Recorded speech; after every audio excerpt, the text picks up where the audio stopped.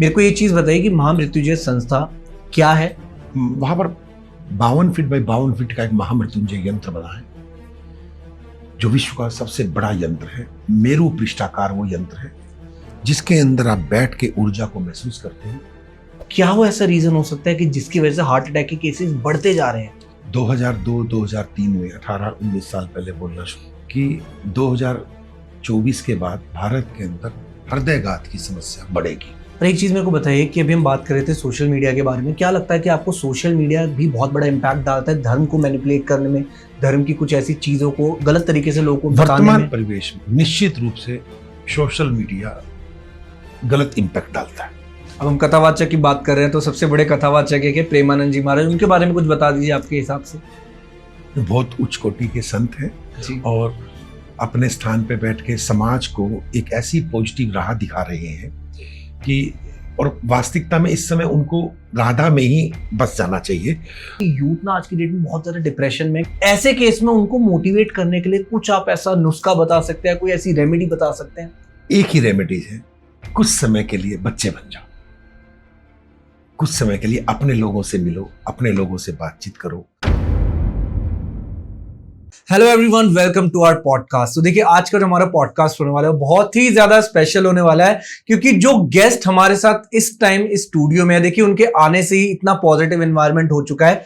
तो मैं उनके बारे में आपको बताना चाहूंगा कि उनका नाम है स्वामी सहजानंद जी, जो कि महामृत्युंजय चालीसा के रचयक हैं। और एक चीज मैं आपको बताना चाहूंगा, इनके पास ज्योतिष का जो ज्ञान है वो ज्ञान का भंडार इनके पास है, और इनके पास जो एक्सपीरियंस है that is more than 35 years. और इनके द्वारा महामृत्युंजय संस्था के बारे में भी हम जानेंगे, और जानेंगे एक यंत्र के बारे में जो कि बहुत ही ज्यादा स्पेशल होने वाला है, और शायद हर ऑडियंस को जानना चाहिए कि वो जो यंत्र है वो कैसे काम करता है। और जिस टॉपिक के बारे में हम स्पेशली आज बात करने वाले हैं, आज हम बात करेंगे कथावाचक के बारे में, उनसे जानेंगे बहुत सारी ऐसी चीजें जो कि इस पॉडकास्ट को डेफिनेटली इंटरेस्टिंग बनाएंगी। तो बिना किसी देर के इस पॉडकास्ट स्टार्ट करते हैं। नमस्कार स्वामी जी, कैसे हैं आप? मैं ठीक, हरिओम। हाँ जी। तो मेरा पहला सवाल आपसे यही रहेगा कि क्या होता है कि आजकल ना देखिए कथावाचक जितना भी मार्केट में चल रहा है, मार्केट कह लूं या मैं कुछ ऐसी ऑर्गेनाइजेशंस कह लूं जो इन कथावाचक के बारे में शायद गलत धारणा भी पहुंचा रहे हैं। तो कथावाचक पहले आपकी नजर में क्या है और कौन है कथावाचक? कथावाचक वो व्यक्तित्व है जिसने अपना जप किया, तप किया, साधना की जी, और फिर उसने सोचा कि मैं समाज का कल्याण करूं, लोगों को धर्म के प्रति जोड़ूं, लोगों को ईश्वर के प्रति मैं सम्मोहित करूं। तो उसके अंतर्गत वो उस कथा में उस देवता का चरित्र का वर्णन है, उनकी लीलाओं का वर्णन है कि प्रभु ने भी संघर्ष किया, और मर्यादा का वर्णन है। तो ये सारी चीजें संस्कृति और संस्कार का कॉम्बिनेशन बनकर वो कथावाचक जो समाज से बहुत ऊपर उठा हुआ है और समाज का नेतृत्व करता है, धर्म का झंडा हाथ में लेकर समाज को एक राह दिखाता है कि इस मनुष्य जीवन में वो वर्तमान में भी अपना कल्याण कर सके, ये कथावाचक कार्य करते हैं। बहुत ही सुंदर से आपने बताया। लेकिन आप ये बताइए कि आज की डेट में कथावाचक का काम एग्जैक्टली क्या होना चाहिए, क्योंकि जिस हिसाब से कथावाचक आज की डेट में जुड़ चुके हैं लोगों के साथ सोशल मीडिया के थ्रू, जो जैसा होना चाहिए था वैसा नहीं हो रहा। तो आपकी नजर में कथावाचक होने कैसे चाहिए, ये मैं जानना चाहता हूं। कथावाचक कैसा होना चाहिए वो तो मैंने आपको बता ही दिया जी। उनको उस पुराण का, उस शास्त्र का जानकार होना चाहिए। ये तो छोटी सी बात है, वो जानकार होता ही है, ठीक है, जो कथा कर रहा है।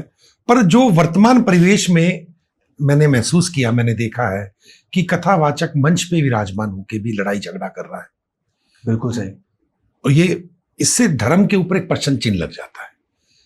तो मुझे लगता है कि वो कथावाचक तो गलत है ही, वो आयोजक मंडल भी गलत है, जो बगैर देख परख के उस कथावाचक को सिर्फ अपनी आमदनी का जरिया बनाकर उसको समाज के सामने परोसते हैं।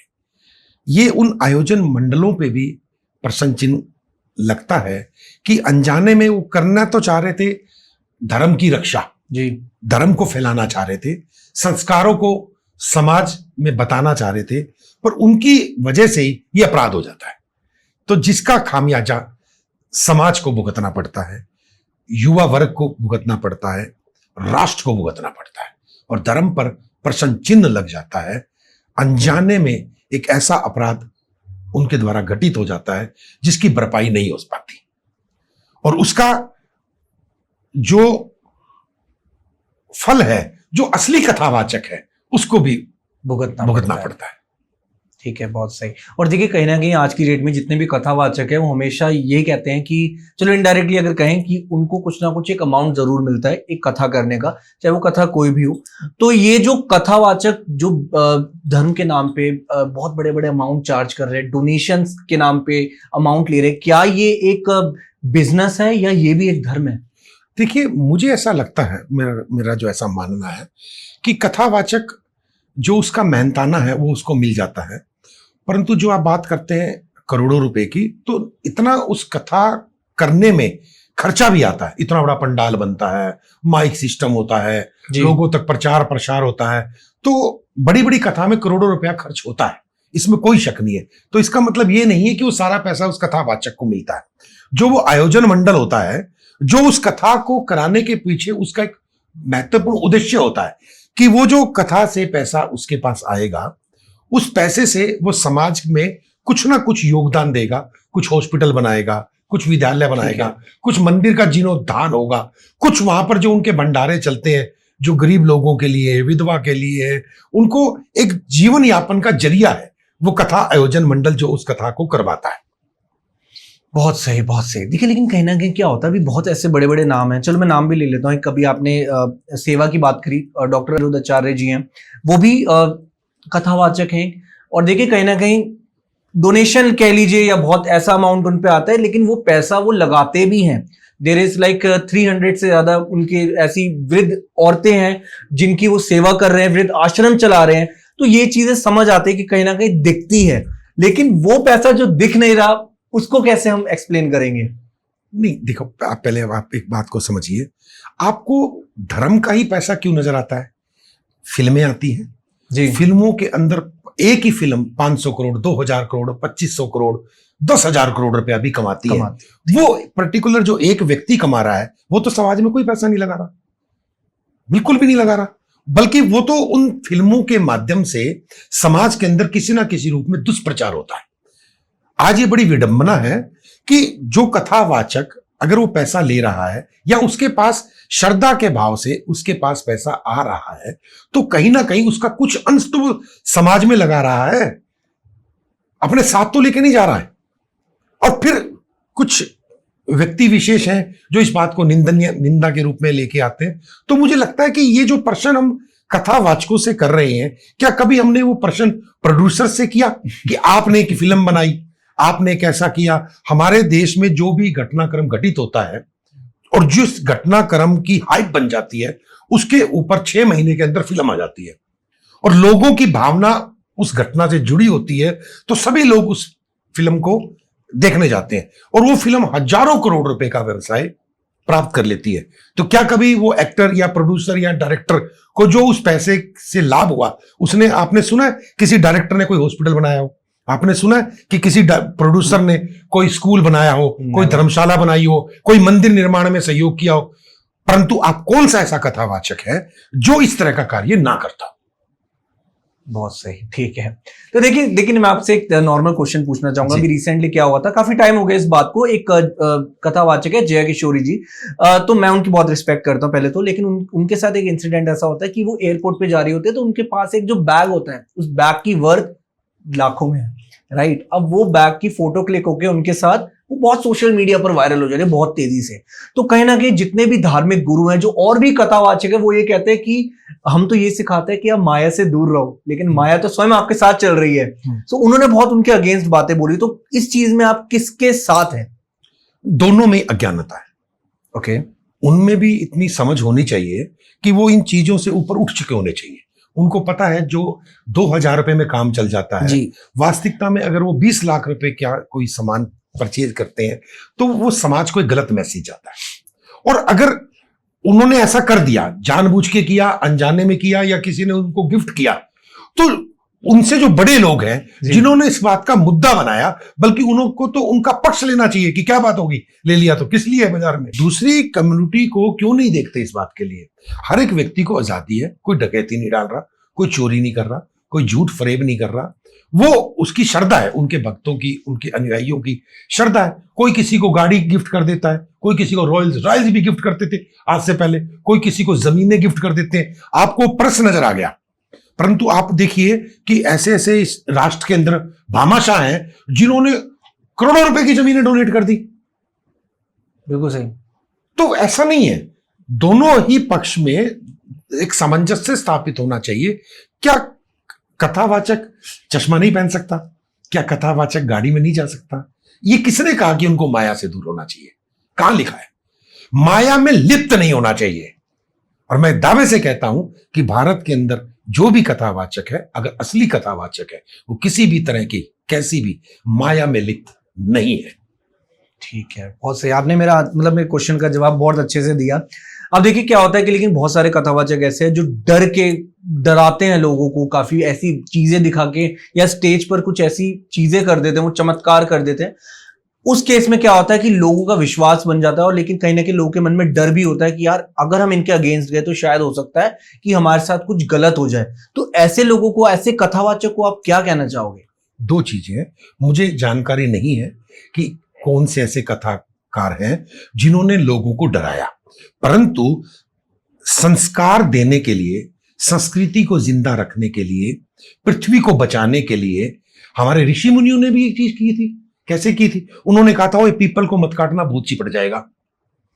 ठीक, ये बहुत वैलिड बात है। और जो बच्चे भी आज तो हमें डराया भी गया है ये बातें कह के। क्यों? अगर आपको ये डराया नहीं जाता तो आज आपको एक भी पीपल नहीं मिलना था, क्योंकि पीपल का जो तना होता है वो बहुत बढ़िया होता है, उसकी आपके घर में चौखटें लग जानी चाहिए थी, लकड़ी का फर्नीचर बन जाता। तो संतों ने, ऋषि मुनियों ने आपको डराया कि नदी के अंदर आप गंदा मत करें, आपको दोष लगेगा। पृथ्वी को गंदा मत करें, सुबेरे उठे आप सबसे पहले पृथ्वी को चरण छुइए, हाथ को आप जमीन पे लगा के आप ये भावना करें कि आप पृथ्वी के वक्षस्थल पे पांव रख रहे हैं।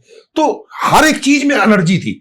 ऋषि मुनियों को इस बात का पता था। आज क्या कर रहे हैं? आज उसी पृथ्वी में खड्डा खोद के आप लाश दबा देते हो, आप हिंसा कर देते हो। धर्म ने संस्कृति और संस्कार को जिंदा रखा हुआ था। भय डाल के रखना हो चाहे किसी भी चीज से रखना हो। आपको लगता नहीं, माँ कह देती है, टीचर कह देता है कि अगर तूने ये काम नहीं किया तो तुझे भोजन नहीं मिलेगा, तो क्या वो उसका दुश्मन है? नहीं। भय बिन होए ना प्रीत। भगवान राम ने भी जब समुद्र से रास्ता मांगा, जब उन्होंने रास्ता नहीं दिया तो उन्होंने कहा कि समुद्र मुझे रास्ता दे, नहीं तो मैं अपने बांध से तेरे को सुखा दूंगा। तो समुद्र प्रकट हुआ। तो इसी तरह से अगर कुछ कथावाचक समाज के संस्कारों को जिंदा रखने के लिए जी अगर भय डालते हैं तो ठीक करते हैं। आप उनको गलत नजर कर देते हो। सबको पता है कि मद निषेध है, सबको पता है शराब नहीं पीनी चाहिए, सबको पता है कि हमें संस्कार युक्त होना चाहिए, हम दूसरी महिला को नहीं रखें अगर एक आदमी शादीशुदा है तो। एक समाज का एक निरूपण किया गया। आज आप देख रहे हैं टीवी में क्या नाटक आ रहे हैं। आज टीवी में नाटक आ रहे हैं कि एक बेटा और एक बेटी कहते हैं जब माता पिता का बिछोह हो जाता है कि चलो हम अपने पिता की शादी करा देते हैं, और देखो हम कितने अच्छे होंगे कि हम अपने पिता की शादी में शामिल होंगे। तो संस्कृति किधर जा रही है? आप उनके लिए तो आप कभी आवाज नहीं उठाते हैं। जो भी संस्कृति को जिंदा रखे हुए, संस्कारों को जिंदा रखे हुए, एक संविधान बना हुआ है, एक मर्यादा को हमने जिंदा रखा है। क्यों रखा है? कि हम कुछ समय के बाद इस पृथ्वी से चले जाएंगे, जो हमारे बच्चे होंगे वो इस समाज में अपनी भागीदारी निभा सके, सुचारू रूप से हर चीज की व्यवस्था को कर पाए, इसलिए है ये। ठीक है। देखिए, लेकिन कहीं ना कहीं आपको लगता नहीं कि धर्म के नाम पर जो पेड पैकेजेस चल रहे हैं, वीआईपी बुकिंग्स चलती हैं, क्या ये अधर्म नहीं है आपकी नजर में? नहीं, आप देखो, मुझे ऐसा लग रहा है कि आप कथावाचकों के पीछे पड़ गए। शायद आपको ये नजर आ रहा है कि वो कथावाचक ने कथा करी और उसको 1 करोड़ रुपया मिल गया या 2 करोड़ रुपया मिल गया। तो आम जो लोग पढ़ रहे हैं, बड़ी बड़ी फीसें खर्च कर रहे हैं, उनके पास तो वो पैकेज नहीं है, उनके पास तो वो शानो शौकत ऐशो आराम नहीं है। ये उनका तपबल है। निश्चित रूप से उनका तब्बल है। वीआईपी कल्चर, इसमें कोई शक नहीं कि नहीं होना चाहिए, परंतु अगर सब जगह नहीं होगा तो निश्चित रूप से वहां पर भगदड़ मचेगी, निश्चित रूप से वहां पर अराजकता फैलेगी। अब जो भी सेलिब्रिटी है, कथावाचक भी अपने आप में एक सेलिब्रिटी है, वो जो कथावाचक है अपने अनुयायियों के लिए भगवान है, कि वो उसको कुछ भी बोल देता है। आप बताइए कौन सा कथावाचक है, एक बताइए, जो ये कहता हो कि आप अपनी पत्नी को छोड़ के लिव इन रिलेशन में भी दूसरी महिला को रखें? कौन सा ऐसा कथावाचक है जो आपको ये कहता हो कि शाम को ये वाली दारू नहीं, ये वाली दारू पी लो? कौन सा ऐसा कथावाचक है जो आपको ये कहता है कि मांसाहार में इस बार ये वाला मसाला डाल के पका के खाओ? हर कथावाचक किसी ना किसी रूप में आपको ये शिक्षा दे रहा है, आपकी ये चिंता कर रहा है। तो हमें उस कथावाचक के प्रति श्रद्धा हमें करनी चाहिए। आज हम उस कथावाचक से जलते हैं, ईर्ष्या करते हैं। कारण मैं बताता हूं, वो कथावाचक कुछ समय पहले कुछ नहीं होता और अचानक वो बहुत बड़ा बन जाता है, अपने गुरु की वजह से या अपने पुनर्जन्म के तप की वजह से या वर्तमान जन्म के अच्छे कर्म की वजह से लोग उसको पसंद करते हैं, भगवान शिव उस पर कृपा करते हैं और वो एक प्रतिष्ठित व्यक्तित्व बन जाता है। तो लोगों को ये बात हजम नहीं होती, क्योंकि उनके साथ तो उन्होंने इतनी शोहरत, इतनी दौलत देखी नहीं होती, तो वो उसको उसके लूप होल देखते हैं। जैसे जब हमारे भारत के प्रधानमंत्री बने, उन्होंने इस देश में बहुत बढ़िया काम किया, तो आप देखिए विरोधियों ने कोई ऐसा काम नहीं था उनके ऊपर, इवन उनकी पर्सनल लाइफ में जाकर उन पे अटैक किया कि ये शादीशुदा है, इन्होंने अपनी पत्नी को क्यों नहीं साथ रखा, ये क्या भारत की महिलाओं की इज्जत करेंगे। मां के बारे में भी बहुत चीजें बोली गई, माता के बारे में। तो ये जो है ये छोटापन है, ये छिछोरापन है। हमें संस्कृति और संस्कार को जिंदा रखना है। हमें ये खुशी होनी चाहिए कि वो व्यक्ति एक साथ हजारों लाखों लोगों को गाइड करता है, ईमानदारी से गाइड करता है, उसका कोई नीत स्वार्थ नहीं है। ऐसा हो भी सकता है कुछ लोगों का स्वार्थ होता हो, तो मैं उनके लिए यही कहूंगा आपके पॉडकास्ट के माध्यम से कि अगर ऐसा आप लोग कर रहे हैं, नामी कथावाचक हो या छोटा कथावाचक हो, उसको ऐसा नहीं करना चाहिए। इसके बजाय कोई और व्यवसाय ढूंढ ले। आपको नहीं पता कि जो आपको भगवान ने व्यवसाय दिया है, जो ये आपको रास्ता दिया है, व्यवसाय तो शब्द मैं नहीं कहूंगा, व्यवसाय तो हम सब ये शब्द इस्तेमाल करते हैं कि अगर पैसा ही कमाना है तो दूसरा तरीका अडॉप्ट कर लिया जाए। धर्म के नाम से ऐसा कार्यक्रम नहीं करें, क्योंकि उसके बाद आपके द्वारा किया गया ये कार्य आने वाली जनरेशन के लिए नुकसानदेह होता है। बहुत सही। स्वामी जी, एक चीज मैं आपसे पूछना चाहूंगा कि आज की डेट में क्या होता है, अभी मैं रिसेंटली आपको नियर बाय एग्जांपल बताता हूँ कि यहाँ पर एक दिल्ली में शायद समझ जाएंगे लोग मेरी बात, एक ऐसे कथावाचक हैं। अब देखिए वो बहुत पूजा पाठ करती हैं, वो देवी को बहुत मानती है, लेकिन जो भी उनके एरिया में आता है, जो उनसे हेल्प लेने आता है, मतलब वो समाज सेवा भी कर रहे हैं भगवान के नाम पे और कथावाचक भी हैं। लेकिन वो हमेशा कहती हैं कि आप जब भी हमारे दरबार में आएंगे तो आप एक एक ये ऑयल की ये लेके आना, इस कंपनी की घी लेके आना, इस कंपनी का आटा लेके आना, वरना मत आना, क्योंकि हम आपसे निःशुल्क सेवा ले रहे हैं, कोई पैसा नहीं लेते, लेकिन आप ये चीजें जरूर लेके आना, क्योंकि माता रानी को हम नॉर्मल भोग नहीं लगा सकते। क्या ये सब चीजें डिमांड करना एक कथावाचक को या किसी भी ऐसे संस्थापक को सूट करती है? नहीं, बिल्कुल भी नहीं। कोरी बकवास है ये शायद मैं ये कहूंगा उनके पास उनकी एग्जैक्टली मार्केटिंग स्ट्रेटजी नहीं है, अज्ञानता बस वो ये कर रहे हैं, क्योंकि आप ही लोग कहेंगे कि वो उस कंपनी के ब्रांड का सामान इस्तेमाल करवा रहे हैं तो उससे उनका कमीशन होगा, फलाना होगा, दिखना होगा। नहीं, मुझे लगता है कि जो भी उनका प्रोसीजर है वो उसको करें, पर पर्टिकुलर किसी कंपनी का ब्रांड का नाम लेके करें तो उसके ब्रांड एम्बेसडर बन जाए। ये रील बहुत वायरल हुई थी और बहुत लोगों ने मुद्दा उठाया इस केस पे। ठीक है, चलिए अब मैं आपसे एक चीज पूछना चाह रहा हूं, लेकिन क्या होता है कि अभी हम कथावाचक पे ही रहते हैं, इसके बारे में बात करते हैं। एक बहुत ही प्रसिद्ध नाम है और मैं भी उनकी बहुत दिल से उनको बहुत मानता हूं, बाबा बागेश्वर धाम सरकार की मैं बात कर रहा हूं। उनके बारे में मैं आपसे जानना चाहूंगा। देखो, कहा तो ये भी जाता है, क्योंकि जितनी भी हमने मैंने उनके live shows as it is सिर्फ ऑनलाइन ही देखे हैं अपने यूट्यूब वगैरह पे, लेकिन जब हम देखते हैं तो वो एक किसी का पर्चा बनाते, एक इंसान पर आता है, वो उनके बारे में सब कुछ उनको बता देते हैं, उसके फ्यूचर के बारे में या अपनी किस समस्या को लेकर आए। क्या ये सच है? मैं आपकी नजर से जानना ऐसी सिद्धियां होती हैं, निश्चित रूप से ऐसी सिद्धियां होती हैं, इसमें कोई शक नहीं है जी, जरूर होती हैं। और उनके ऊपर उनके गुरु की कृपा भी है, और हमारे पूरे राष्ट्र को उनके ऊपर फक्र होना चाहिए कि एक युवा वास्तविकता के अंदर, आप अगर उसको देखेंगे एक युवा रात दिन लगा हुआ है, किस काम के लिए लगा हुआ है? जो काम इस राष्ट्र के बड़े बड़े संतों को करना था, जो काम इस राष्ट्र के राजनीतिज्ञों को करना था, जो काम इस राष्ट्र के व्यवसायियों को करना था, उन्होंने अब बहुत बड़ा हॉस्पिटल भी बनाया। उन्होंने हर लिहाज से समाज को वो दे रहे हैं, एकजुट कर रहे हैं, लोगों को जागरूक कर रहे हैं। उनको क्या मिल रहा है? उनको जो चाहिए, आज वो सब कुछ भी बंद कर दें तो मुझे लगता है उनकी 7 पुश्तें भी बड़े आराम से खा सकती हैं। बिल्कुल, देखिए ये सच है। जो धीरेन्द्र कृष्ण शास्त्री जिनकी मैं बात कर रहा हूँ, उनका ये भी मानना है कि वो अपने हमारे राष्ट्र को हिंदू राष्ट्र भी बनाना चाह रहे हैं। मतलब एक उनका जो मोटो है, तो आप उसमें कितना समर्थन आपको लगता है कि होना चाहिए? हो सकता है कि बहुत से संतों ने जी संकल्प लिया हुआ है कि भारत हिंदू राष्ट्र बने, तो वो उसका माध्यम बन रहे हैं। वो उनकी बात को हिमालय पे बैठे योगी लोग हैं, राष्ट्र में अलग अलग संस्थाओं के प्रबुद्ध लोग हैं जो अपने राष्ट्र को एक बहुत अच्छे लेवल पे देखना चाहते हैं। बिल्कुल तो सही। उनके अंदर से तरंगे तो निकलती है ना, तो वो तरंगे उनको छू गई, और जब वो उनको तरंगे छू गई तो उनको पैशन हो गया कि मैं ये कार्य करता हूं। और लेकिन बहुत सारे धर्म के लोग हैं जो उनका विरोध भी करते हैं और बहुत बड़े लेवल पर विरोध कर रहे हैं। मुझे ऐसा लगता है कि उनको विरोध नहीं करना चाहिए। उनको समझना चाहिए कि उन्हीं के संस्कारों से निकला हुआ एक बच्चा इतना बड़ा कार्य कर रहा है, उसको प्रोत्साहित करना चाहिए। वास्तविकता में जिस भी व्यक्तित्व ने कुछ भी बड़ा करना चाहा, समाज ने उसका विद्रोह किया। बहुत बहुत बड़ी बात कही आपने, बहुत सही। ठीक है, तो मुझे नहीं लगता कि, और वो आप उनसे मिलिएगा, छोटे से हैं, आप देखो कितने क्यूट नजर आते हैं, निष्कपट नजर आते हैं, तो बनावटी बातें नहीं करते, प्रैक्टिकल बात करते हैं। तो हमें प्रैक्टिकल बात स्वीकार करनी चाहिए। ठीक है, बहुत सही। अब हम कथावाचक की बात कर रहे हैं, तो सबसे बड़े कथावाचक है कि प्रेमानंद जी महाराज, उनके बारे में कुछ बता दीजिए आपके हिसाब से।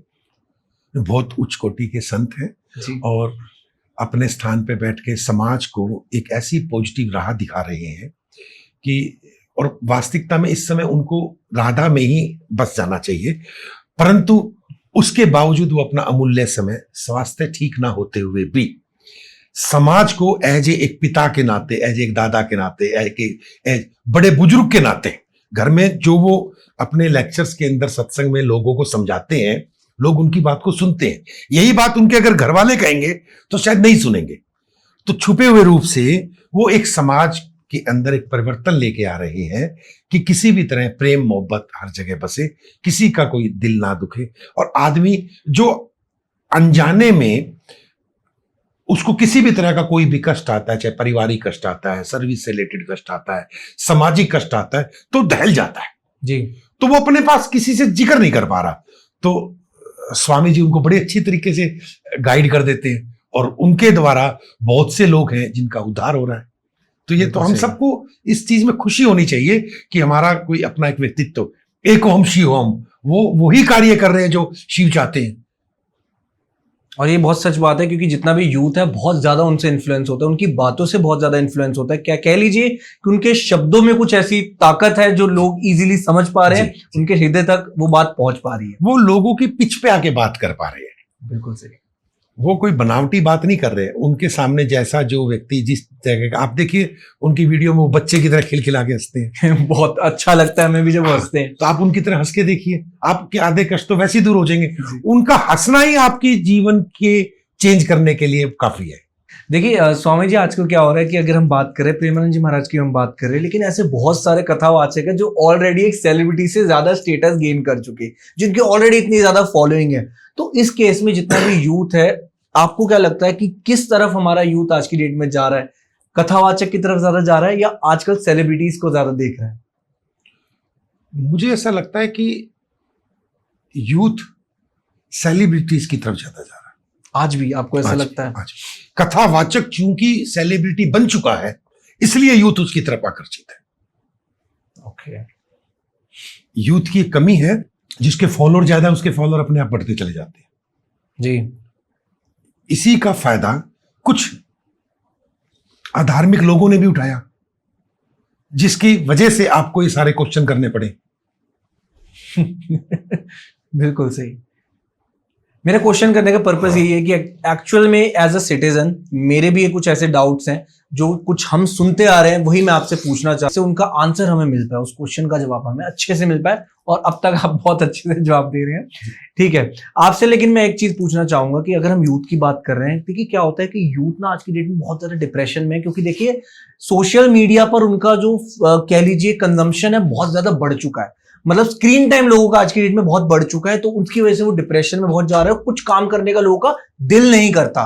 ऐसे केस में उनको मोटिवेट करने के लिए कुछ आप ऐसा नुस्खा बता सकते हैं, कोई ऐसी रेमेडी बता सकते हैं? जो वो यूथ है उससे पहले उसका बचपन था जी। एक ही रेमेडीज है, कुछ समय के लिए बच्चे बन जाओ, कुछ समय के लिए अपने लोगों से मिलो, अपने लोगों से बातचीत करो। आज का जो समय चल रहा है, सुर नर मुनिजन की ये नीति, स्वार्थ लागे करे सब प्रीति। किसी का किसी से कैसा भी स्वार्थ है उससे प्रीति करता है, बगैर स्वार्थ के वो प्रीति नहीं करता। तो बगैर स्वार्थ के थोड़ी देर प्रीति करना शुरू करें, अपने लोगों में बैठे, उनसे हंसी मजाक करें, उनके अनुभवों को समझें। इस 3 इंच बाई 6 इंच से अपने जीवन को थोड़ा सा डिटैच करें, देखिए समाज कितना विशाल है, कितना अच्छा है। आज आपके सामने एक ये सम्मोहन हो गया, ये 3 गुना 6 इंच की जो स्क्रीन है जी, इसने आपको ऐसे सम्मोहित कर दिया कि जैसे वो होता था ना, वो आपने कभी सुना हो, एक ऐसा शीशा होता था जिसके अंदर क्या घटनाक्रम घटित हो रहा है उसको हम देख सकते थे, और फिर उस शीशे ने आप ही को कैद कर लिया। वास्तविकता में यूथ को इस 3 बाई 6 इंच की स्क्रीन ने कैद कर लिया है। यूथ को कभी ये लग रहा हो कि हमने इसको कैद कर रखा है, ऐसा नहीं है।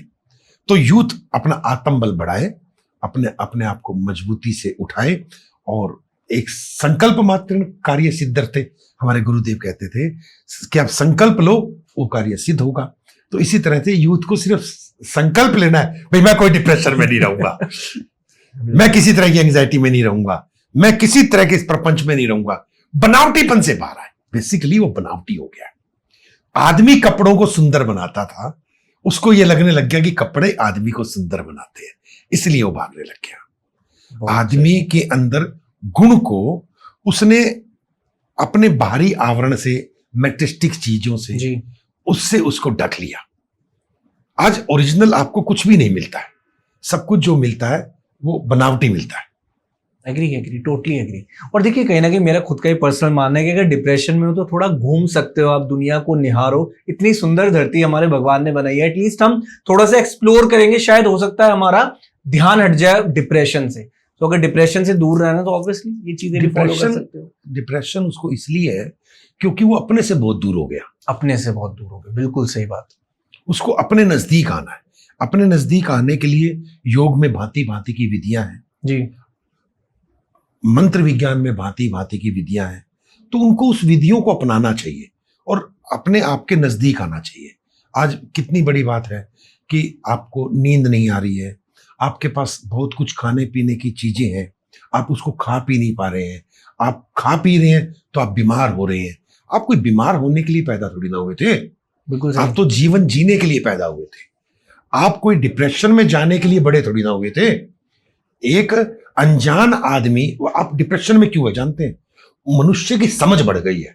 आप इसको इस तरह से समझे, ठीक है, आप और मैं भी बात करते हैं जी, यहाँ पर एक चिड़िया बैठी है जी, या कबूतर या 2 कबूतर या 2 चिड़िया बैठी है और वो आपस में बात कर रही है, ये काले कपड़े वाला बहुत तेज है और ये ऑरेंज कपड़े वाला तो इससे भी बहुत तेज है। तो हमें पता नहीं चल रहा कुछ भी और हम अपनी रूटीन की बातें कर रहे हैं, परंतु अगर हमें उनकी भाषा का ज्ञान हो जाए तो हम परेशान हो जाएंगे। मेरे बारे में ऐसा क्यों बोला, बहुत सही, बिल्कुल सही बात कही आपने। मेरे बारे में ऐसा इसने कैसे बोल दिया, मैं तो ऐसा नहीं हूं, मैंने तो ऐसा अपराध नहीं किया है।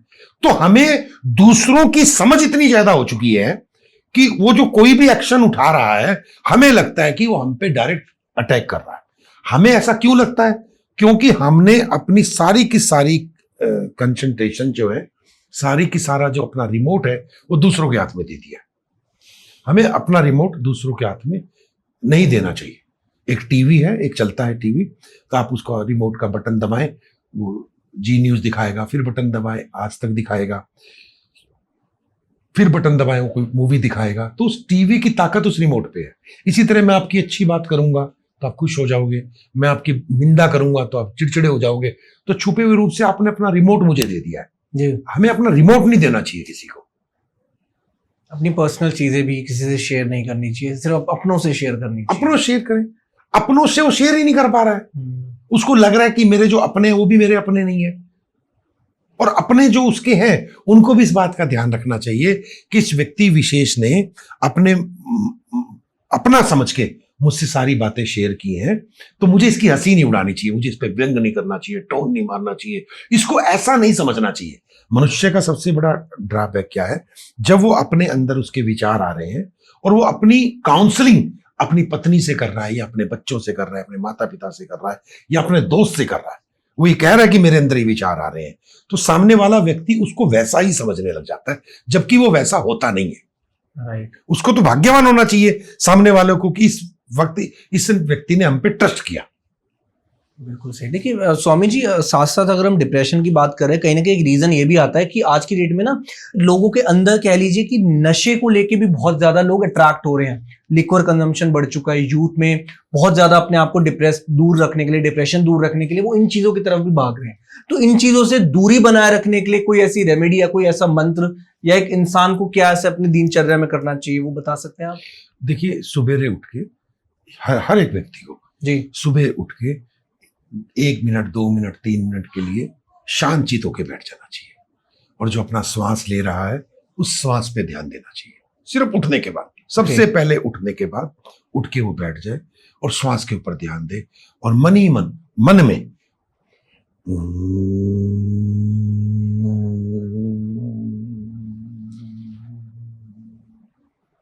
का उच्चारण करें, अपने आप को न्यूट्रल लेके आए, फिर उसके बाद कार्रवाई शुरू करें।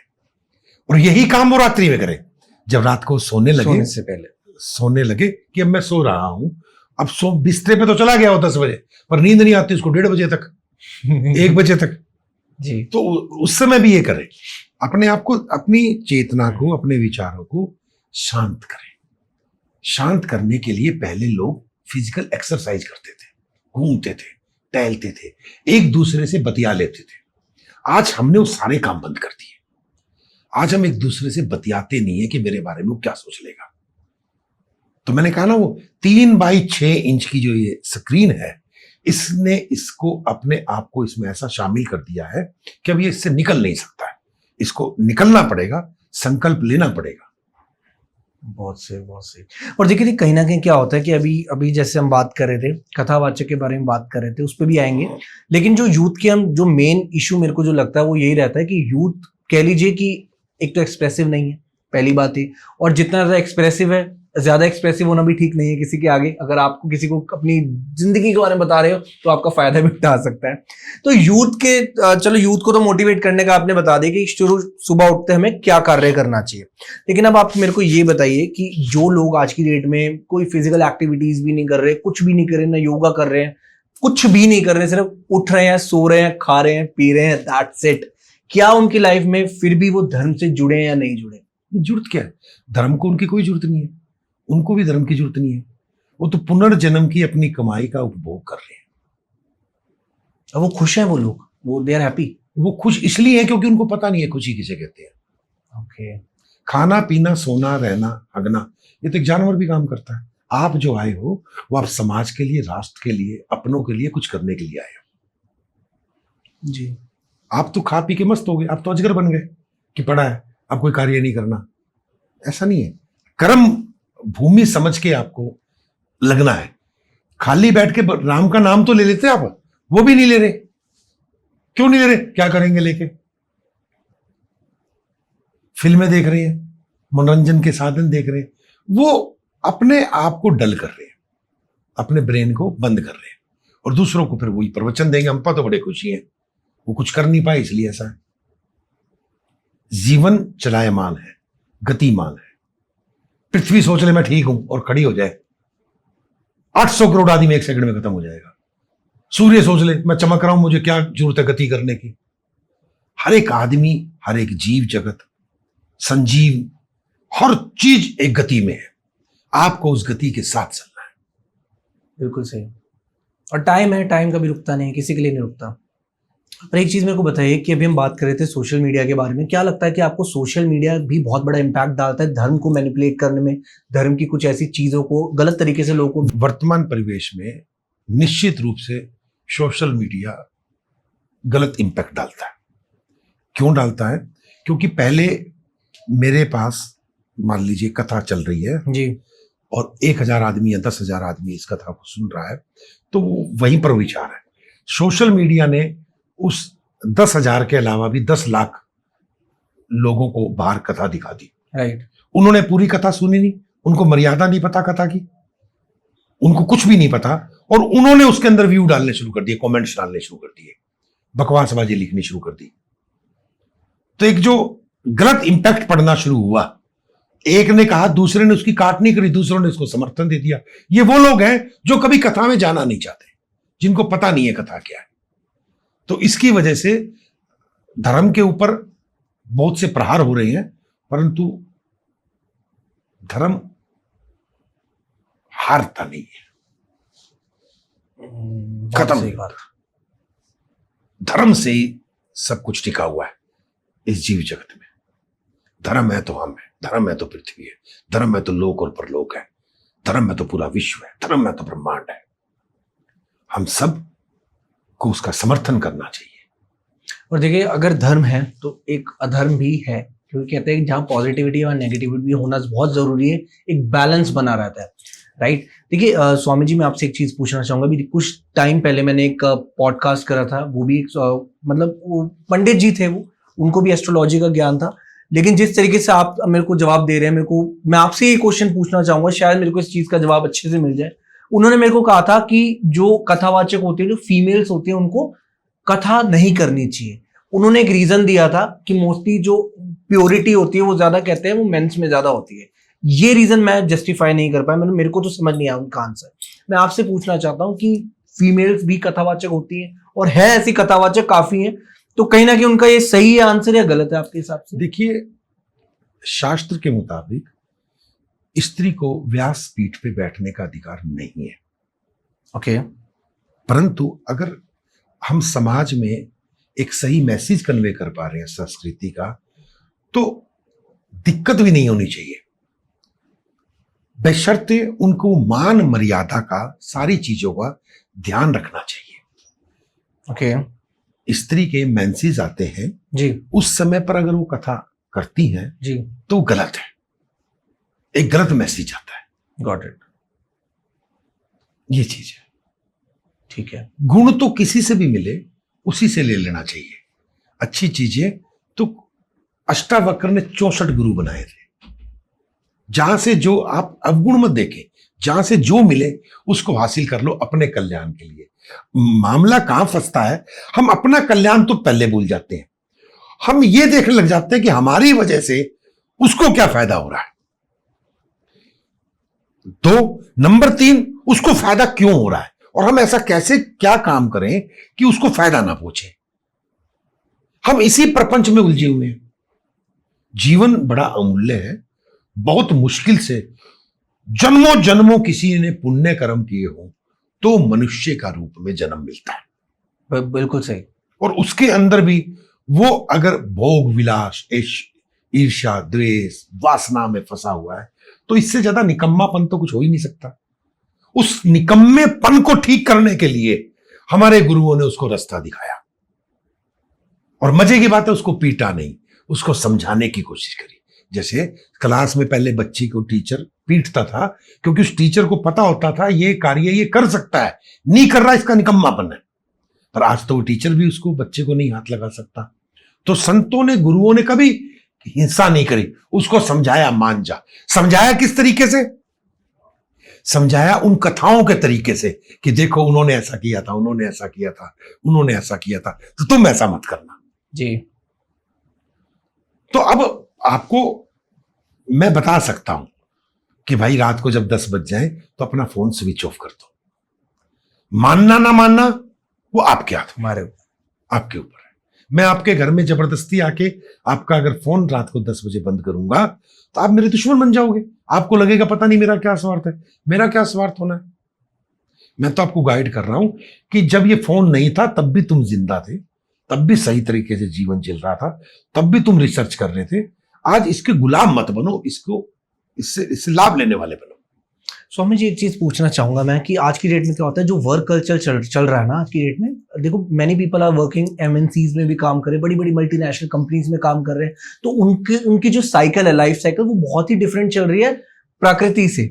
प्रकृति के जो नियम है उसके अगेंस्ट चल रही है। लोग सोते ही 5 बजे 6 बजे, कभी कभार हमारी भी ऐसी सिचुएशन हो जाती है कि हमें भी लेट नाइट तक काम करना पड़ता है। तो क्या प्रकृति के अगेंस्ट अगर हम चल रहे हैं तो आने वाले समय में इसके हमें नेगेटिव कॉन्सिक्वेंसेस देखने को मिल सकते हैं? हम बीमार हो जाएंगे, हम बीमार हो रहे हैं। हम क्यों चल रहे हैं? पहले तो नहीं चलते थे। पक्षी तो आज भी नहीं चलता, जो स्कूल में जाके टीचिंग नहीं करता। जानवर तो आज भी नहीं चलता। सूर्य जैसे जैसे अस्त होता है, सब पक्षी अपने घर पहुंच जाते हैं। एग्री। मनुष्य तो समझदार है, वो रात को इतना ज्यादा काम करके क्या घोड़े खोल लेगा, कितनी बिल्डिंगें खड़ी कर लेगा। और जितने एमएनसी में काम कर रहे हैं उन्होंने देख लो, पहले का स्वास्थ्य देख लो, आज का देख लो, पहले का उनका दिनचर्या देख लो, आज की देख लो, कौन से उन्होंने घोड़े करे कर लिए। वो एक ट्रैप में फंस गए, उस ट्रैप से वो निकल नहीं सकते। अब मैं चाहता भी नहीं कि वो निकले, क्योंकि निकलने का मतलब है सब कुछ ब्लास्ट होना। तो उसका सिंपल सा तरीका है भाई, जैसे भी तुम रह रहे हो कुछ पॉजिटिव चीजें अपना लो। जैसे एक पॉजिटिव मैंने बताया कि सवेरे उठ के 2 मिनट 5 मिनट आप ओम का उच्चारण कर लें, रात को सोते हुए आप उच्चारण कर लें, रात को जब सोने लगे तो सफेद चादर पे सोना शुरू कर दे। ओके। चंद्रमा उसका राइट हो जाएगा, जिससे उसको नींद अच्छी आने लगेगी, इंसोम्निया की दिक्कत नहीं आएगी। अपने साथ पानी का गिलास रख के सोना शुरू कर दे, सुबह उठ के उस पानी को पीना शुरू कर दे जी। धीरे धीरे जो चीज है, अब मीडिया की जितनी भी लाइनें हैं, मेरे कुछ प्रेस वाले भगत है, एडिटर, संपादक, वो तो रात को जाते ही 2-2 3-3 बजे पेपर निकाल के, वही मैं बोलना चाह रहा था, वो जाते 2-2 3, तो उनके साथ तो बड़ा एडजस्टमेंट हो गया। जब बच्चे स्कूल जाते हैं वो तो अपने बच्चों को देख ही नहीं पाते हैं, और जब बच्चे स्कूल से दोपहर को वापिस आते हैं तब भी वो नहीं होते, तब वो अपने ऑफिस होते हैं। ये बात फैक्ट है। तो मुझे तो बड़ा उन पर तरस आता है कि उन्होंने क्या चीज अपनी दिनचर्या बना ली। तो उनके लिए ईमानदारी से सारे सिस्टम है कि आप जो भी जैसे वो बोलते हैं भाई, जैसे मर्जी तुम भगवान का नाम ले लो। जैसे खेत के अंदर किसान बीजों को फेंकता है, कुछ बीज टेढ़े गिरते हैं, कुछ सीधे गिरते हैं, कुछ साइड में गिरते हैं, तब भी जब उनको मिट्टी, पानी, वायु सब मिलता है तो सभी के सभी पौधे सीधे खड़े हो जाते हैं। बिल्कुल। तो सिमिलरली आप जो भी अपना कार्य कर रहे हैं, मेरी वजह से उस कार्य क्षेत्र को आप डिस्टर्ब ना करें, क्योंकि उससे आपका सारा परिवार, सारा समाज डिस्टर्ब हो जाएगा। तो उसके अंदर आप कुछ चीजें हैं जो आप अपने जीवन में लागू करके इस के दुष्प्रभावों से आप बच सकते हो। एंड स्वामी जी, एक चीज मेरे को बताइए कि देखिए अभी रिसेंटली मैं रील देख रहा था, एक फ्री टाइम में जब मैं थोड़ा सा मेरे पास टाइम रहता है, मैं नॉलेज के लिए मोस्टली कंटेंट कंज्यूम करता हूँ क्या। और मैंने देखा कि एक सूरत में एक व्यक्ति जिसकी एज थी 33, वो एक बिजनेस ओनर है, शॉप में बैठा होता है, उसको हार्ट अटैक आ जाता है ऑन द स्पॉट। पानी जस्ट पीने की कोशिश कर रहा होता है लेकिन वो पानी भी नहीं पी पाता, हालांकि वो फिजिकली भी फिट था। क्या वो ऐसा रीजन हो सकता है कि जिसकी वजह से हार्ट अटैक के केसेस बढ़ते जा रहे हैं? मैंने आज से लगभग 2002-2003 में 18-19 साल पहले बोलना शुरू किया था कि 2024 के बाद भारत के अंदर हृदयघात की समस्या बढ़ेगी। ओके। उसके पीछे जो सबसे महत्वपूर्ण रीजन समझ में आता है कि उसका आहार, जो वो खाना खा रहा है, सबसे महत्वपूर्ण वो। दूसरा, मेंटल स्ट्रेस। ओके। फीमेल को हार्ट अटैक कम आएगा, जेंट्स को ज्यादा आएगा, और यही हो रहा है। फीमेल को माइग्रेन की समस्या ज्यादा होगी, सर दर्द की समस्या ज्यादा होगी। तो उनको तुरंत अपने ऊपर कार्य करने की जरूरत है। ओके। इस समय भारत ही नहीं, पूरे विश्व के लोगों को कुछ समय अपने ऊपर सच में कार्य करने की जरूरत है, नहीं तो उनको पता भी नहीं चलेगा वो कब उड़ गए। तो स्वामी जी, इसके लिए कोई मंत्र या कुछ ऐसा कुछ जो फॉलो करना चाहिए? हृदय गति से रोकने के लिए सबसे बढ़िया उपाय जो आता है, ज्योतिष शास्त्र के अंदर आता है उपाय के मामले में जी, वो आता है कि उसको रुद्राक्ष धारण करना चाहिए। और बहुत ही आसान है ये जो रेमेडी है। जिनके पास नहीं भी अवेलेबल हो, हम आपके पॉडकास्ट के माध्यम से बताते हैं, वो हमारे संस्थान से मंगाए, हम उनको भेज देंगे। बहुत सी। और महादेव से तो आपका बहुत ही प्योर कनेक्शन है, उसके बारे में भी बात करते हैं। तो चलिए बात करते हैं महामृत्युंजय संस्था के बारे में, कि आप उनके संस्थापक हैं। मैं आपसे एक चीज पहले जानना चाहूंगा। कहा जाता है कि जो महामृत्युंजय जाप होता है, ओम त्र्यंबकम यजामहे सुगंधिं पुष्टिवर्धनम उर्वारुकमिव बंधनं मृत्युर्मोक्षीमामृतम्, इस मंत्र में इतनी ताकत है कि आती हुई मृत्यु को भी ये मंत्र टाल सकता है। इस बात में कितनी सच्चाई है, पहले मैं ये आपसे जानना चाहूंगा। 100% सत्य है। मार्कंडे ने इसको जपा था, जिनकी आयु नहीं थी जी। और आज वो मार्कंडे ऋषि अजर अमर है। आज भी शुक्राचार्य ने जपा, देवगुरु बृहस्पति ने जपा। आप भगवान शिव का जो ये मंत्र है, भगवान शिव का ये आशीर्वाद है। भगवान शिव ने मनुष्य इसके योग्य नहीं है और मनुष्य को छुपे हुए रूप से ये आशीर्वाद के रूप में इस मंत्र को दे दिया कि जा बेटा तो इसका जाप कर, मन से जाप कर। लोगों ने इसको भी समझने की कोशिश नहीं करी कि भाई जब कष्ट आएगा तभी हम करेंगे इसको। आप इसको बड़े तरीके से समझे जी। आज पढ़ा लिखा आदमी हेल्थ इंश्योरेंस कराता नहीं कराता? कराते हैं। पहले नहीं कराते थे। पहले नहीं कराते। क्यों नहीं कराते थे? उनको ज्ञान नहीं था। जब अचानक बीमार हुए तो उनको हेल्थ इंश्योरेंस कराना, खर्चा हुआ ज्यादा, तो उनको लगा हमें हेल्थ इंश्योरेंस करना चाहिए। क्या पहले कोई सेविंग करता था? नहीं करता। नहीं। बैंक बनने लगे, लोगों ने एफडीआं करानी शुरू करी। क्यों करना शुरू किया? कि अचानक कभी हमारी नौकरी चली जाए, अचानक हमें किसी तरह की कोई आवश्यकता पड़ जाए, तो ये हमारा ही किया हुआ हमारे काम आ जाएगा। बिल्कुल सही। क्लियर? जब महामृत्युंजय की विधा सब जगह प्रचलित थी तो लोगों ने कहा अरे जिसपे मृत्यु तुल्य कष्ट होगा वही जपे इसको, जिसपे अकाल मृत्यु का योग बनता है वही जपे। मैं कहता हूं पूरा देश जपे, पूरी पृथ्वी जपे। इस महामृत्युंजय मंत्र में वो शक्ति है कि पूरा का पूरा वातावरण ही पॉजिटिव हो जाता है, सकारात्मक हो जाता है। आप हो नाथ सभी की धूरी, तुम बिन कैसे साधना पूरी। महामृत्युंजय के बगैर किसी की साधना पूरी नहीं हो सकती है। बिल्कुल सही। और देखिए मैं खुद भी अपना पर्सनल एक्सपीरियंस बताता हूँ। मैं सोने से पहले और जब मैं उठता हूँ तो मैं महामृत्युंजय जाप जरूर जपता हूँ और डेफिनेटली लाइफ में भी पॉजिटिव चेंजेस देखने को मिलते हैं। जब मैं जंगलों में 28-30 साल पहले साधना करता था तो हम बताते थे महामृत्युंजय मंत्र करो, तो उनको गांव आदिवासियों को संस्कृत नहीं आती थी, तो हमने कहा इनको मैं कैसे बताऊंगा। तो फिर भगवान शिव ने कृपा की तो हमने उस समय महामृत्युंजय चालीसा की रचना की कि महामृत्युंजय क्या है, कैसे आया, किसने जपा, क्या उसका आकार है, पूरा महामृत्युंजय चालीसा। और करोड़ों करोड़ों लोगों ने उसको सुना, करोड़ों महामृत्युंजय चालीसा ज्योतिर्लिंगों पे लोगों ने बांटे, आज भी दुनिया पढ़ती है। ये आप प्रचायक हैं महामृत्युंजय के चालीसा के, ये मैं आपसे जानना चाहूंगा कि मैंने नहीं पढ़ी लेकिन मैं अब उत्सुक हो गया आपके माध्यम से इसके बारे में और जानना। थोड़ा दर्शकों को बताइए इसके बारे में। मृत्युंजय चालीसा है, उसमें 40 चौपाइयां हैं जी, और इसको जपने मात्र से मनुष्य को महामृत्युंजय मंत्र का फल मिलता है। ओके। और इसको सहज सुन सकते हैं। इसको अनुराधा पौडवाल जी ने गाया है और राम शंकर ने गाया है, सुरेश वाडेकर है, मनोज तिवारी है, अनूप जलोटा है। उन सब ने महामृत्युंजय से रिलेटेड जो मैंने 20-25 साल पहले जो भजन लिखे थे उन सब ने अपना स्वर दिया। सभी लोग जो भगवान शिव से रिलेटेड है वो मैक्सिमम लोग इसको जपते हैं, पढ़ते हैं, सुनते हैं, समझते हैं। ये चीज है। आपके हृदय में ये सारी चीजें कैसे हैं, उस वक्त उत्पन्न कैसे हुई है? मुझे लगता है कि मैंने कुछ नहीं किया, शायद उसने मुझे माध्यम बनाया।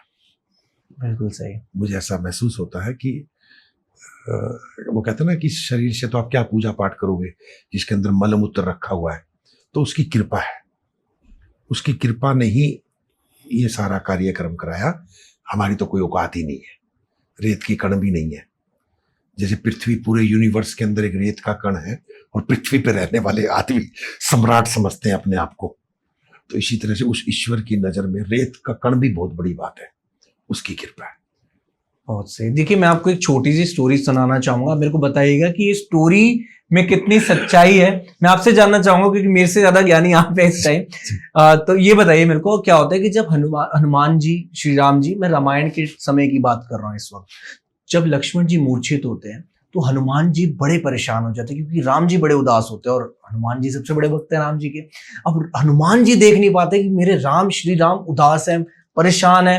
अब लक्ष्मण जी जो स्वयं श्री राम के भाई हैं उनको भी देख के हनुमान जी बहुत ज्यादा मतलब इतने सैड हो जाते हैं और इतना क्रोधित भी हो जाते हैं कि ये क्या हो गया, कि मतलब ऐसी कौन सी समस्या है कि मैं इसको हल क्यों नहीं कर पा रहा, मैं सॉल्व क्यों नहीं कर पा रहा, मेरे श्री राम को मैं खुश कैसे करूं।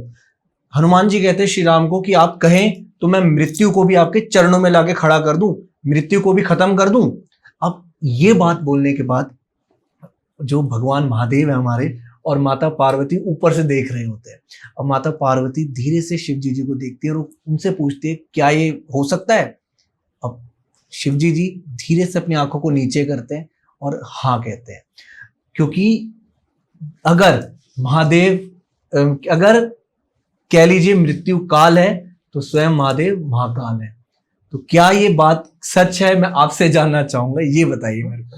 भक्त के वश में है भगवान जी। और हनुमान जी है वो रुद्र के 11वें अवतार है, महादेव के अवतार है, बिल्कुल। तो साक्षात वो शिव स्वरूप ही है। ये सब कुछ संभव है, कुछ भी इस पृथ्वी पे असंभव नहीं है। जो आप सोच सकते हैं और आने वाले 100 वर्षों तक जितना आप उन्नति करोगे, आपका विज्ञान उन्नति करेगा, और जब वो पता लगाएगा तब भी मैं कहता हूं शायद वो 0.1% भी उस ईश्वर का पता नहीं कर सकता कि वो कितनी बड़ी विशाल। और कहीं ना कहीं ये भी देखा जा सकता है ना कि जो हमारा इतिहास था, जितने भी लड़ाइयां हुई, बड़ी बड़ी युद्ध हुए आज से 200 साल पहले, 300 साल पहले, तो कहीं ना कहीं जो हमारे ग्रंथ है उन पर भी काफी छेड़छाड़ की गई, उन्हीं में छेड़छाड़ की गई। उसी का आज ये दुर्भाग्य है कि तक्षशिला की इतनी बड़ी लाइब्रेरी जला दी गई, सभी खत्म कर दिए गए, सालों साल ग्रंथ हमारे जलते रहे। तो संस्कृति को मिटाने की कोशिश करी, पर जो भी बची है, जो हमसे बच पा रही है, जो संतों से इसको संजोया जा रहा है, वो कार्य कर रहे हैं। और आप जैसे लोग उन्हीं पे प्रश्न चिन्ह लगा देते हो कि वो पैसे कमा रहे हैं। मैं नहीं लगा रहा, बेसिकली ये क्वेश्चन आज की डेट में खड़े हो रहे हैं। मूर्खता है, और शायद सच में मूर्खता है, अज्ञानता है, ईर्ष्या है, द्वेष है, फड़फड़ाहट है। जो लोग कुछ नहीं कर पाते, नपुंसकता की तरह से फड़कते हैं, वही दोष आरोप करते हैं। और मेरा उन सब लोगों से भी आग्रह है जो भी आज इतने बड़े प्रतिष्ठित पद पर है, कथा के मामले में भगवान शिव की उन पे असीम कृपा है, उनके फॉलोअर्स के रूप में उनको कोई ऐसा कार्य नहीं करना चाहिए कि आज वो बेशक सफल हो जाए, परंतु जाना उन्होंने भी वही है जी, जहां उनके सामने वालों ने जाना है। तो इसलिए कोई ऐसा कर्म ना किया जाए कि भगवान उनको कभी माफी ना करे। स्वामी जी, क्वेश्चन था, अभी एक रिसेंटली एक वीडियो देख रहा था मैं, उसमें ये था कि एक महिला थी, उसने ना अब मंदिर में जैसी वो घुसती है तो पंडित जी विरोध कर देते हैं। द रीजन इज क्योंकि जो उनकी वेशभूषा होती है औरत का, लेडी का कह लीजिए, उसने शॉर्ट्स वेयर कर हुई थी जिसमें उनकी लेग्स थोड़ी सी ज्यादा दिख रही थी। तो उसने कहा कि ये जो नियम है ये आप लोगों ने बनाया, भगवान ने नहीं बनाया। तो ये मैं आपसे जानना चाहूंगा कि क्या ये स्टेटमेंट सही है उनके द्वारा बोली गई? नहीं, भगवान ने तो वस्त्र भी नहीं बनाए, आप नंगे घूमते फिर। आपने उन्नति करी, आपके अंदर चेंज शुरू हुआ, आपने समाज को समझना शुरू करा, समाज की एक मर्यादा स्थापित हुई, तो जिसकी वजह से समाज के विरुद्ध आपको आचरण नहीं कर सकते। आज मैं खुद देखता हूँ इस टीवी चैनल पे, मीडिया के अंदर, कि आप वो फटे हुए कपड़े पहन के भी आप फैशन करते हैं। उससे मिलता क्या है? आप वास्तविकता के अंदर जिस चीज को हमें छुपाना था, अब मनुष्य है, वासना जागृत होती है, उससे कोई नहीं बच सकता, कोई भी नहीं बच सकता। तो आपको कोई ऐसा, घी के पास आग जाएगा, आग के पास अगर घी जाएगा तो पिघ लेगा। तो ऐसा कोई कार्य ना करें जिससे हम समाज के अंदर एक ऐसा दृश्य उत्पन्न कर दें कि उसके बाद समाज अपने आप में शर्मसार हो जाए।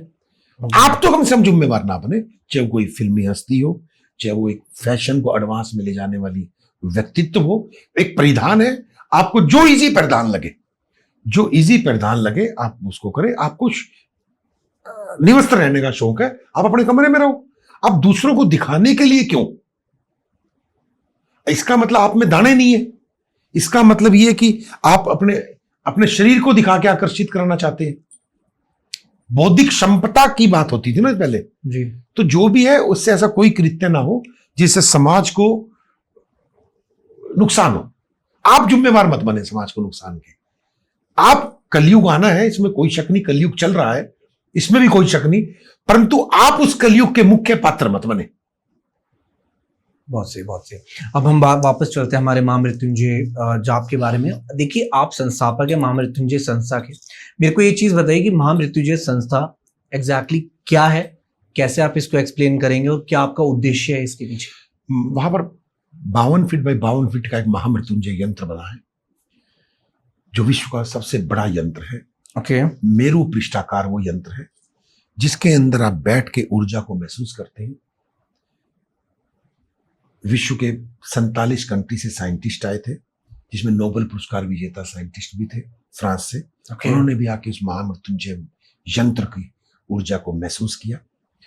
क्वांटम फिजिक्स पे वो आधारित है। आने वाले समय में लोग इस बात को बड़े अच्छी तरीके से समझ पाएंगे। आप उसके दायरे में जब प्रवेश करते हैं, मंत्र उच्चारण जो होता है, आपके अंदर स्वतः ही आपके अंदर ऊर्जा महसूस होती है। वहां पर महामृत्युंजय जो हमारा संस्थान है, वहां विभिन्न तरह के ग्रहों की पूजा होती है। महामृत्युंजय अनुष्ठान होते हैं। 29 साल से अखंड एक दिन में 5 बार वहां रुद्राभिषेक होते हैं। भगवान शिव का गुणगान होता है। विद्वान ब्राह्मणों के द्वारा वहां निरंतर रुद्राभिषेक चलते हैं, भक्तों के चलते हैं, ऑनलाइन चलते हैं, ऑफलाइन चलते हैं, निरंतर चलते रहते हैं। ऐसी नर्मदेश्वर शिवलिंग है वहां, जिनसे लोग बाबा उनकी मनोकामना को पूर्ण करते हैं। बहुत से। और देखिए, अगर किसी को आप तक पहुंचना हो, आप लोगों से, आपकी संस्था से पूजा पाठ करवानी हो, कोई पर्टिकुलर फीस भी होती है अनुष्ठान किया किसी की? नेचुरली उस पर खर्चा तो होता ही है ना जी। तो जो भी जितने पंडितों से उनको पाठ कराना होता है, उतने उनके चार्जेस होते हैं। वो सब वेबसाइट पे अवेलेबल है। सो वेबसाइट का लिंक ऑलरेडी हम डिस्क्रिप्शन में डाल देंगे, जिससे ऑडियंस के लिए आसान हो जाएगा। जो भी आपको कराना चाह रहे हैं तो इजीली आप समझ सकते हैं अच्छे से। एक चीज बताइए, अगर कोई आपकी संस्था के नाम से अगर कोई फेक अकाउंट क्रिएट है और किसी ने किसी कस्टमर ने, कोई भी या कोई ऐसा भक्त हो जिसने रीच आउट करो उस फेक अकाउंट के थ्रू, कैसे वो पहचाने कि कितनी ऑथेंटिसिटी है? बना ही नहीं सकता, आज तक नहीं बनाया। ठीक है, आज तक नहीं बनाया, बना नहीं सकता, प्रभु की कृपा है। ठीक है। और एक चीज मैं आपसे जानना चाहूंगा, मैं महामृत्युंजय यंत्र के बारे में थोड़ा और मैं आपसे जानना चाहूंगा। महामृत्युंजय जो यंत्र है जी, जो लोग अपने घरों में रखते हैं, वो पंच धातु का यंत्र है। ओके। और 3.5 इंच बाई 3.5 इंच वजन है। लगभग 385 ग्राम का वो महामृत्युंजय यंत्र है, जो वहां ब्राह्मणों के द्वारा उसको अभिमंत्रित किया जाता है और लोग उसको अपने घर में स्थापित करते हैं। किसी तरह का कोई वास्तु दोष नहीं रहता। कोई घर में नेगेटिव एनर्जी हो, उस यंत्र को स्थापित करने से वो नेगेटिव एनर्जी खत्म हो जाती है।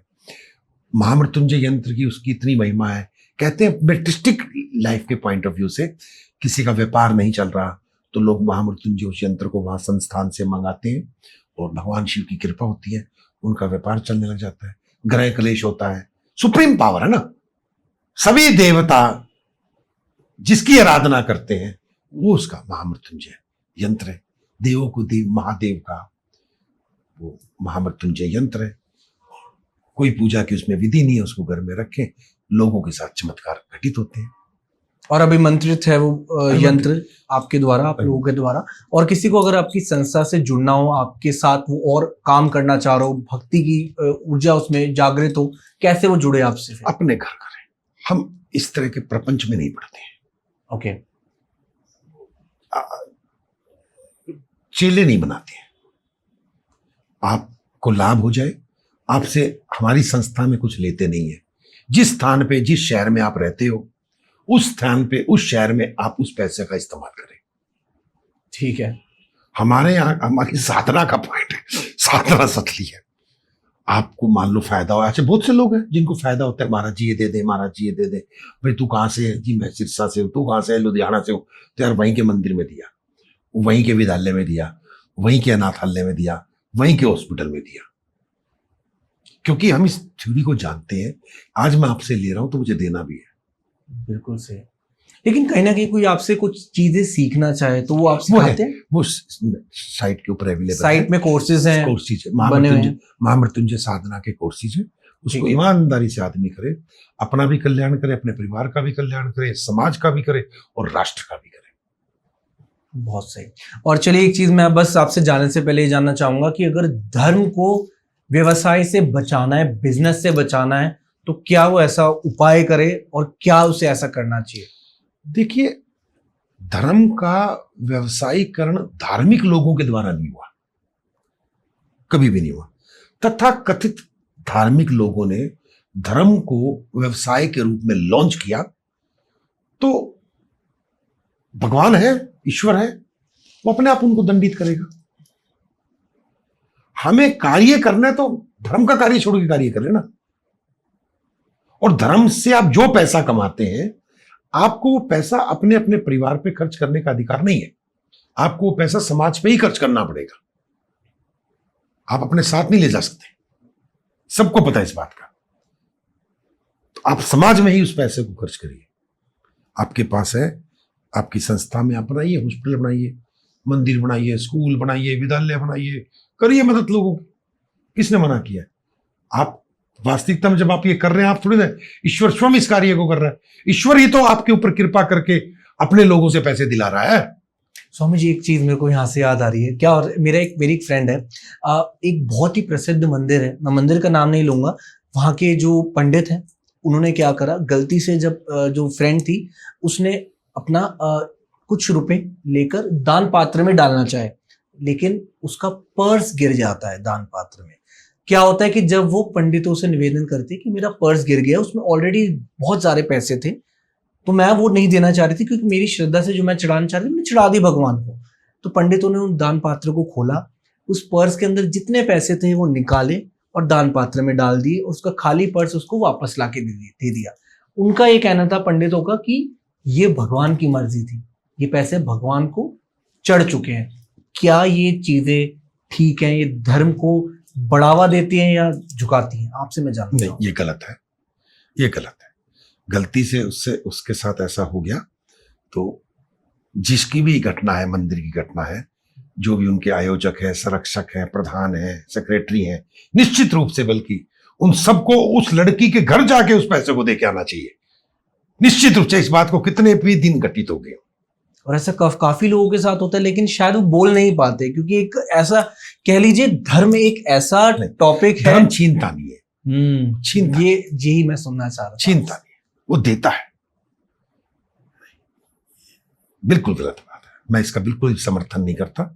निश्चित रूप से आप मुझे बता देना उसके कितने पैसे थे, मैं उस लड़की के पैसे भिजवा दूंगा। मैं बताऊंगा आपको, लेकिन ऐसा नहीं होना चाहिए। देखिए, फिल्मों में भी दिखाया जाता है, एक फिल्म थी शायद पीके थी फिल्म, उस मूवी में भी ये था कि जब उसके हाथ से फोन गिर गया था तो फोन मंदिर को ही दान में उन्होंने रख लिया, कि उन्होंने फोन ही वापस नहीं करा, कि ये फोन भी मंदिर का हो गया है। तो ये चीजें नहीं होनी चाहिए, क्योंकि देखो इच्छा होती है भगवान। बिल्कुल बिल्कुल, आप इच्छा है, और भगवान धन के भूखे नहीं है, वो धन तो आपको दे रहे हैं, वो तो भाव के भूखे हैं। बहुत सही, बहुत सही। देखिए, एक चीज मैं आपसे पूछना चाह रहा हूँ, अभी मैं रास्ते में भी आ रहा था, क्या होता है कि काफी ऐसे लोग होते हैं जिनको रिक्वायरमेंट होती है, चाहे वो पैसे की हो, कह लीजिए हम उनको बेगर्स की नाम दिया जाता है हमारी भाषा में, सब उन्हें भिखारी कहते हैं। लेकिन क्या होता है कि हमारी बड़ी इच्छा होती है उनकी मदद करने के लिए, लेकिन लोग कहते हैं भाई चलना भिखारी, हम नहीं दे रहे पैसे। ये लोगों की भी मानसिकता होती है। लेकिन मेरा दिल क्या करता है कि उनको कुछ पैसे दे दूं, लेकिन अगर वो उस पैसे से कुछ गलत काम कर रहे हैं तो क्या वो पाप मेरे को लगेगा या उस व्यक्ति को लगेगा? लेकिन मेरी तो इच्छा थी ना, मेरा तो दिल, हृदय मतलब पवित्र था ना, मैंने तो उसे इसलिए दिए पैसे कि वो खुश हो, लाइक उसकी जो भी रिक्वायरमेंट है वो फुलफिल हो। आप उसको रोजगार देते, आप उसकी व्यवस्था कराते, आपने छुपे रूप से इस चीज को बढ़ावा दे दिया, और आपकी वजह से ही पूरे देश में इस तरह के गिरोह लिप्त हो रहे हैं जो बच्चों को उठाते हैं और ये कार्यक्रम होते हैं। मीन्स पैसे नहीं देने चाहिए आपको, इट्स बेटर कि आप उन्हें या तो फिर कुछ खाने के लिए दे दीजिए, खाने के लिए भोजन दे दीजिए। आप हैं, आपका संपर्क है, आपके लोग हैं, उससे मिलकर उस व्यक्ति के लिए कोई रोजगार की व्यवस्था करा दीजिए। लेकिन मन में ऐसा क्यों आता है कि क्या पता ये व्यक्ति भगवान का रूप लेके हमारी मदद, मतलब हमसे मदद चाह रहा हो, कुछ एक, क्यों ऐसी चीजें आती है? वो थॉट्स क्यों आते हैं फिर? तो मदद ये इसलिए आता है क्योंकि आपने भारत भूमि में जन्म लिया है, यहाँ का संस्कार इतना अच्छा है कि आपके अंदर लोगों की मदद करने की इच्छा है। आप दूसरों का तकलीफ देख नहीं सकते, ये इस भारत भूमि की, जैसे माँ अपने बच्चे का तकलीफ नहीं देख सकती, भगवान अपने लोगों का कष्ट नहीं देख सकता, इसी तरह इस राष्ट्र का हर एक बच्चा, हर एक व्यक्ति दूसरे को कष्ट में देखकर प्रसन्न नहीं हो सकता, वो उसकी मदद करना चाहता है। बिल्कुल ठीक है। चलिए, जाते जाते मेरे को ऐसी कोई रेमेडी बताइए कि आज की डेट में लोग ना पैसे के पीछे बहुत भाग रहे हैं, इतना भाग रहे हैं कि लोग कहते हैं कि अंधा पैसा आ जाए। देखो, बहुत सारे ऐसे एस्ट्रोलॉजर्स हो गए, ऐसे ज्योतिष हो गए, जो ऐसी टेढ़ी मेढ़ी रेमेडी बता देते हैं ना, जिसकी वजह से इंसान का दिमाग भ्रमित हो जाता है, पागल हो जाता है। वो कहता है कि यार ये भी मैं कर रहा हूँ तब भी नहीं हो रहा कुछ। कोई ऐसा पवित्र जरिया मेरे को बताइए कि जिससे लोगों के मतलब कह लीजिए कि उनकी लाइफ में चेंजेस हो, पॉजिटिव प्रॉस्पेरिटी आए, पैसा आए, लाइफ बेटर होनी स्टार्ट हो जाए, कुछ ऐसा बता सकते हैं आप? अभी दीपावली आ रही है जी तो धनतेरस के दिन लाजवंती की जड़ ले ले ठीक है। और अपने इस उंगली से लेकर इस अंगूठे तक की एक सोने की तार बना ले, जी उस जड़ पे लपेट दे और जहां भी अपने घर में पैसा रखते हैं, खजाना रखते हैं, तिजोरी रखते हैं, उसमें उसको रख दीजिए। अपने आप धन खींचा आना शुरू हो जाएगा। मतलब ये नहीं कि रात को बरस जाएगा, इसका मतलब है उसके रास्ते खुल रास्ते खुल जाएंगे और उसके पास पैसों का लाभ होना शुरू हो जाएगा। ठीक है। और बरकत होनी शुरू हो जाएगी। सपोज कि पहले गणेश जी की आरती पढ़ते हैं, फिर लक्ष्मी जी की आरती पढ़ते हैं। पूजा का असली तरीका क्या होता है दीपावली वाले दिन, कि जिससे लोगों को पता चल जाए कि पूजा ऐसे करनी चाहिए? षोडोपचार पूजा करनी चाहिए 16 चीजों से। लक्ष्मी गणेश की इस दौरान पूजा की जाती है। राइट। वैदिक मंत्र का आप जाप करें, फिर लक्ष्मी मंत्र का जाप करें और ह्रीम श्रीम कमले कमलाय प्रसिद्ध प्रसिद्ध महालक्ष्मी नमस्तुभ्यम, इस माला का कमल गट्टे एक माला हो जाए, एक कमल गट्टा रख दीजिए। ऐसे 11, 21, 31 माला करें और उस कमल गट्टे को फिर अपने मंदिर में जहां भी उसका देवता का स्थान है उसमें रखा रहने दे। तो पूरे वर्ष के बाद अपनी वो ग्रोथ देख ले, पहले से कई गुना उसकी ग्रोथ बढ़ जाएगी। स्वामी जी एक चीज पूछना चाहूंगा, ये बताइए कि क्या होता है मंदिर में ना एक इंसान बहुत सारी प्रतिमाएं रख देता है, भगवानों की मूर्ति सारे भगवान को रख देता है। क्या उनको रखना चाहिए कि बहुत सारे भगवानों को, या सिर्फ एक ही भगवान की मूर्ति को रखना चाहिए? एक ये सादे चीज बताइए। सब सादे सब जाए। अगर उसने साधना में सफलता हासिल करनी है तो उसको एक रखना होगा। सामाजिक रूप से उसके अंदर भय रहता है, दुर्गा जी को नहीं रखूंगा तो ये रुस जाएगी, बुरा ना मान जाए, हनुमान जी को नहीं रखूंगा तो ये बुरा ना मान, जिसको मानता है उन सबको रखता है। सबको तिलक कर दे, प्रणाम कर दे, क्या दिक्कत है? बहुत सही आंसर दिया। स्वामी जी एक चीज और बता दीजिए अब जाते जाते, क्या होता है कि लोग आज की डेट में ये कहते हैं कि अगर आपके मंदिर में राम दरबार है तो आपके घर में कोई भी नेगेटिव स्पिरिट नहीं आ सकती, कोई भी नेगेटिव एंटिटी नहीं आ सकती, कोई भी नेगेटिव चीज आ ही नहीं सकती। ये बात है। और ये बताइए कि क्या होता है अगर किसी के पास लेट सपोज कोई ऐसी चीजें आ जाती हैं, किसी के पास ना चाहते हुए भी उस इंसान को नेगेटिव चीजें अट्रैक्ट कर जाती हैं, वो क्या करें ऐसा कि जिससे वो चीजों से छुटकारा मिल जाए? हम हमारे संस्थान में एक धुनी बनाते हैं, ओके, जिसको उपले के ऊपर जलाने से 40-50 दिन रोज सवेरे शाम वो जलाए, उस घर में किसी तरह की नेगेटिविटी नहीं रहती। प्रत्यक्ष प्रयोग है, प्रत्यक्ष प्रमाण है, सब लोगों ने इस बात को महसूस किया होगा। Got it. मतलब काफी चीजों का सॉल्यूशन आपकी संस्था के पास है, राइट? ठीक है। और स्वामी जी आपने भी बताया कि आपकी संस्था में रुद्र अभिषेक के बारे में भी आप बात करें, तो रुद्र अभिषेक कैसे करा सकता है किसी को कराना हो तो? भगवान शिव का अचूक प्रयोग है। ईमानदारी से कोई व्यक्ति निष्कपट भाव से किसी भी इच्छा को लेके हमारे वहां रुद्र अभिषेक कराता है तो भगवान शिव उसकी मनोकामना पूर्ण करते हैं। क्या बात है। ये चीज मतलब महादेव की अपार कृपा है, और वो तभी है क्योंकि महादेव का गुणगान बहुत है, उन्हीं की कृपा है। और स्वामी जी एक चीज मैं पूछना चाह रहा हूँ कि आज की डेट में क्या हो रहा है कि जो बच्चे हैं, देखिए हमारे टाइम में चीजें अलग थी। अगर आज से मैं 15 साल 20 साल पहले की बात करूं, जिद बनाना बहुत कम था, लेकिन आज की डेट में वो जिद बना बढ़ चुका है। लोग बच्चे इतने जिद्दी हो गए ना, मानते नहीं है, पेरेंट्स की नहीं मान रहे, उनके लिए कोई उपाय बताओ। नहीं, पहली बात तो ये 15 साल पहले जिद्दीपना कम था ऐसा नहीं है। भगवान श्री कृष्ण भी बहुत जिद्दी थे, भगवान राम भी बहुत जिद्दी थे जी। उनके बारे में बताया गया है। तो एक बहुत बढ़िया उपाय बताते हैं कि जो आज जिद्दी है और जो कहना नहीं मानते, तो मक्खन घर में मलाई महिला निकालती है जी दूध से, तो उसका मक्खन बना लेती है। थोड़ा सा वो मक्खन और मिश्री, भगवान श्री कृष्ण को क्या पसंद था? माखन मिश्री। माखन मिश्री। जी। अपने सब बच्चों को थोड़ा सा माखन मिश्री खिलाना शुरू करें, आप देखिए उनमें कितनी ऊर्जा क्रियान्वित होने लग जाएगी। ओके। अड़ियलपन में तब्दील नहीं होगी। दूसरा, उनके कान चिदवा दीजिए, लड़का या लड़की जो भी हो, उनका कर्ण वेदन संस्कार कराइए, तो जितनी भी उसके अंदर एनर्जी है वो एक राइट पाथ पकड़ लेगी। बहुत सही। एंड ऑफ कोर्स महादेव के, मैं भी बहुत मानता हूँ महादेव को, और शायद उन्हीं की कृपा है कि शायद मेरी आपसे मुलाकात होगी, मेरा इतना अच्छा पॉडकास्ट हमारा रहा, काफी कुछ आपसे सीखने को मिला और डेफिनेटली इस पॉडकास्ट के जरिए जो भी ऑडियंस यहाँ तक पॉडकास्ट देख चुके हैं उनको मजा तो जरूर आया होगा और काफी उनके जो डाउट्स थे लाइफ को लेके वो भी क्लियर हो गए होंगे। And definitely depression is the worst thing, अपने आप को पॉजिटिव रखिए। एंड स्वामी जी ने ऑलरेडी आपको काफी ऐसी चीजें बता दी कि जिससे आपकी लाइफ में बेटर हो सकती हैं चीजें। अब देखो होना ना होना तो ऊपर वाले के ऊपर है, लेकिन जितना आप कर सकते हैं उतना जरूर कीजिए। बाकी हम मिलते हैं आपसे ऐसी एक थॉट प्रोवोकिंग टॉपिक के साथ और ऐसे गेस्ट के साथ। एंड अगर आपको मजा आया पॉडकास्ट में, आप कमेंट करके अपना वैल्यूएबल फीडबैक शेयर कर सकते हैं। एंड चैनल को सब्सक्राइब जरूर कीजिए क्योंकि इतनी मेहनत लगती है ऐसे गेस्ट को लेकर आने में, उनसे टाइम निकालकर आपके लिए हम ये पॉडकास्ट पूरा तैयार करते हैं। सो डेफिनेटली चैनल को सब्सक्राइब करना ना भूलिए और मिलते हैं आपसे एक ऐसे अमेजिंग गेस्ट के साथ। This is Shubhi signing off from our podcast. Thank you so much everyone and ओम नमः शिवाय। हरि ओम। हर हर महादेव।